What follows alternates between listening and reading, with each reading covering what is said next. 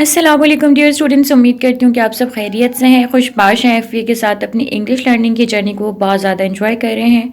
आज के लेसन्स में आप सीखने वाले हैं कि किसी को कंग्रेचुलेट करने के कौन कौन से तरीके हैं और आप किस तरह किसी को मुबारकबाद पेश कर सकते हैं। इंग्लिश में इसके बहुत ज़्यादा ब्यूटीफुल एक्सप्रेशंस मौजूद हैं, तो उन ब्यूटीफुल एक्सप्रेशंस को जानने के लिए देखते रहें वीडियो लेसन को एंड तक।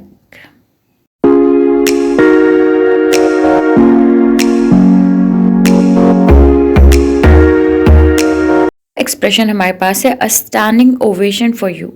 अ स्टैंडिंग ओवेशन फॉर यू का मतलब ये होता है कि यानी खड़े होकर, जैसे आपने देखा होगा कुछ लोग कभी कोई एंटर होता है किसी ऑडिटोरियम में या कोई बड़ी शख्सियत, तो लोग खड़े होकर उसके लिए क्लैप करते हैं, उसको रिस्पेक्ट देते हैं। तो अगर कोई बहुत बड़ी अचीवमेंट किसी को हासिल होती है तो हम उसको ये कह सकते हैं a standing ovation for you, यानी आपके लिए इतनी ज़्यादा रिस्पेक्ट। उसके बाद है a toast in your honour. ठीक है, छोटा सा एक ईडियम सॉर्ट ऑफ थिंग है जिसको आप कह सकते हो a toast in your honour. Toast क्या होता है? ब्रेड का पीस जिसको टोस्ट किया जाता है। ठीक है, तो हम कह सकते हैं आपकी ताज़ीम में ये टोस्ट। ये एक एक्सप्रेशन है, इसका मतलब भी कंग्रेचुलेशन ही होगा।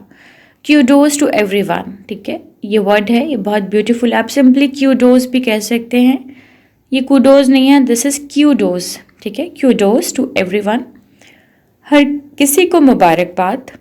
Best of luck to you for your future, ये बहुत कॉमन है, यानी कि आपके मुस्तकबिल के लिए मैं आपको बेस्ट ऑफ लक कहती हूँ।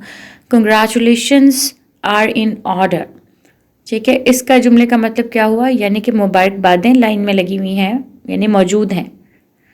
कोई ऐसी चीज़ जो वाकई एक्सपेक्टेड थी कि हो जानी है, हो गई है, तो आप क्या कहोगे?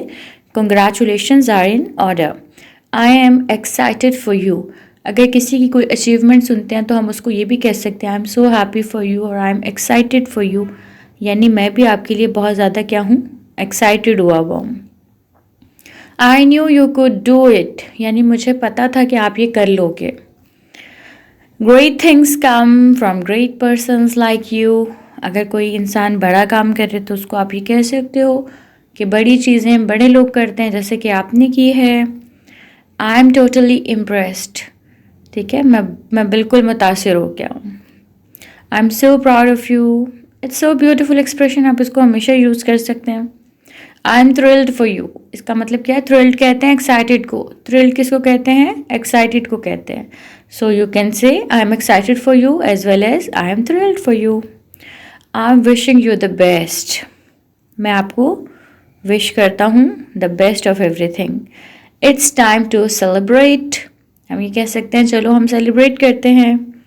कीप बीइंग ऑसम, ये बहुत अच्छा है, बहुत छोटा सा बहुत नाइस एक्सप्रेशन है। इसका मतलब क्या हुआ?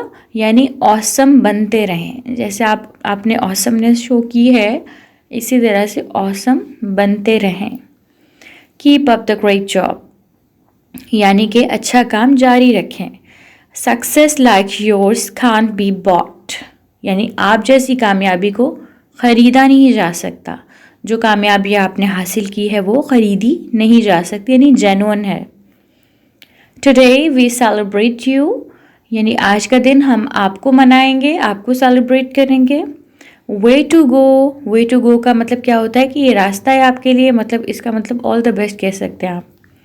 वे टू शाइन, अगेन ये बिल्कुल सिमिलर एक्सप्रेशन है, यानी कि चमकने का रास्ता है। इसका मतलब ये है कि बी फॉर्चुनेट, अल्लाह पाक आपकी किस्मत अच्छी करे। I am so inspired by you, मैं आपसे बहुत ज़्यादा मुतासिर हूँ। You are such a genius, आप इतने जीनियस हो। You are such a gem. Sensational, sensational बहुत प्यारा वर्ड है, आप इसको यूज़ कर सकते हो। It's just like excellent. ठीक है, तो ये कोई बहुत मार्वलस किस्म की चीज़ होती है, शानदार आपने कहना होता है तो आप कह सकते हो सेंसेशनल अचीवमेंट, या फिर आप सिंपली सेंसेशनल कह सकते हो। नाइस गोइंग, इसका मतलब ये है कि अच्छा जा रहा है। ट्रेमेंडस, ट्रेमेंडस का मतलब होता है बहुत बड़ा, ह्यूज या ग्रेट। ठीक है, ट्रेमेंडस यानी कि बहुत बड़ी बात है। यू रॉक, आप रॉक करते हो।